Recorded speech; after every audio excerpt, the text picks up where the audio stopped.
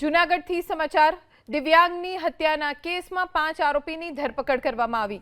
દિવાળીના ફટાકડા ફોડવા મુદ્દે ખૂની ખેલ ખેલાયો હતો। 27 વર્ષીય એક યુવકની હત્યા કરી દેવામાં આવી હતી। ફટાકડા ફોડતી વખતે ઝઘડો થયો હતો। એક જ પરિવારના 3 સભ્ય સહિત 5 આરોપીઓની ધરપકડ કરવામાં આવી।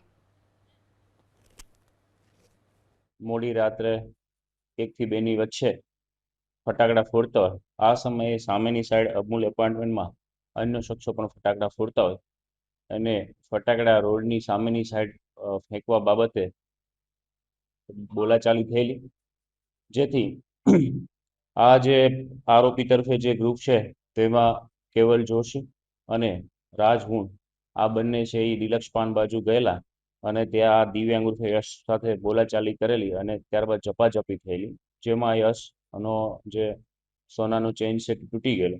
આથી આ બાબતનું મનદુખ રાખી યશ ઉર્ફે દિવ્યાંગ છે એ રોડની આ બાજુ એટલે કે અમૂલ એપાર્ટમેન્ટ છે તે બાજુ આવેલો અને ત્યાં ગાળાગાળી અને બોલાચાલી થયેલી, જેમાં જે દિવ્યાંગના મરણ જનાર દિવ્યાંગ છે તેના અન્ય મિત્રો પણ આ બાજુ રોડની આ બાજુ આવેલા